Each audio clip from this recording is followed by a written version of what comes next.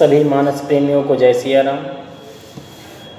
आज हम लोग मानस चर्चा में आगे बढ़ते हुए एक ऐसे छोटे से विषय पर चर्चा करेंगे जो आप लोगों ने इस कहानी को काफ़ी बार सुना होगा, कई बार सुना होगा कि नारद जी एक जगह पर 2 घड़ी से ज़्यादा ठहर नहीं सकते हैं। ये श्राप आखिर नारद जी को किसने दिया, कब दिया, क्यों दिया, इस विषय पर आज हम लोग थोड़ी चर्चा करेंगे। आइए हम लोग देखते हैं।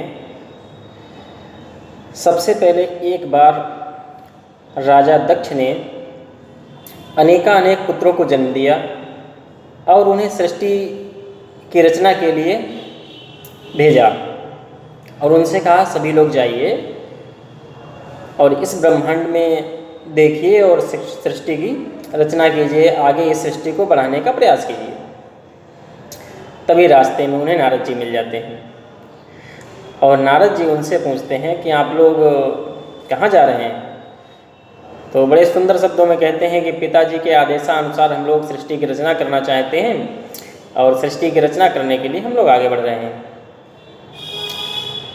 तो नारद जी उनसे कहते हैं सृष्टि की रचना, ये तो बहुत अद्भुत दृश्य है, अद्भुत बात है और ये कोई छोटा काम नहीं है। खैर, हम देखते हैं आप लोगों के अंदर क्या क्या प्रतिभा है और किस प्रतिभा से आप लोग आगे इस सृष्टि को आगे बढ़ाना चाहेंगे। ठहरिए कुछ पल के लिए यहाँ पर और हमारे कुछ प्रश्नों के उत्तर दीजिए।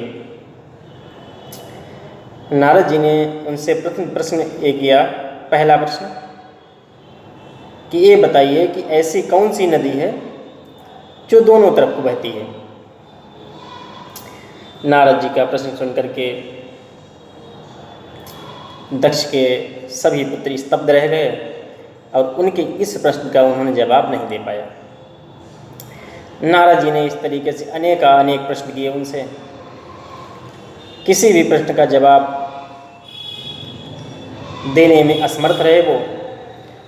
तो नारद जी ने उनसे कहा कि आपने हमारे पहले ही प्रश्न का जवाब नहीं दे पाया तो हम कैसे समझें कि आप आगे चल के ब्रह्मांड में जा कर के सृष्टि की रचना करेंगे।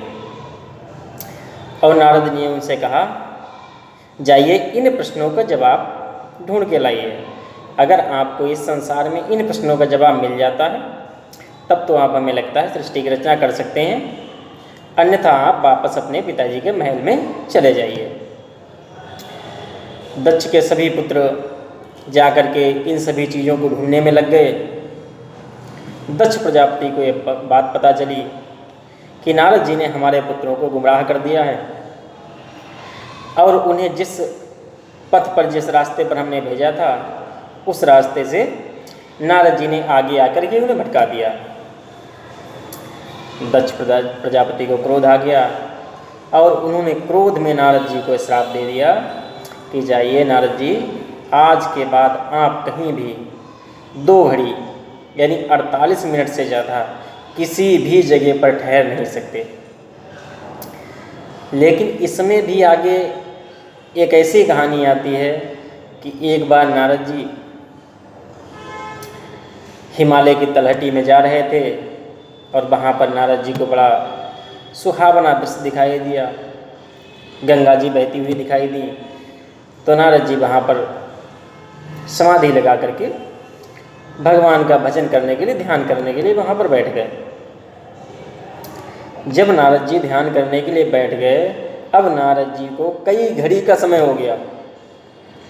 अब यहाँ पर दक्ष प्रजापति का श्राप भी मिथ्या हो रहा था।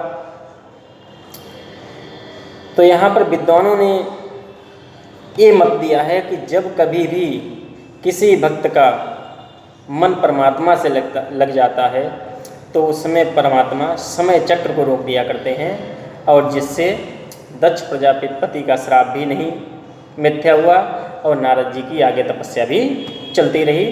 इस तरीके से इस छोटी सी घटना से हमने आपको ये बताया कि नारद जी आखिर क्यों श्रापित हुए हैं, किसके द्वारा श्रापित हुए हैं और आगे की मानस चर्चा में इसी तरीके से हम आपको ऐसे ही चर्चाएं हम लोग करते रहेंगे, ज्ञान की बातें सीखते रहेंगे। आज के लिए इतना ही। जय श्री राम।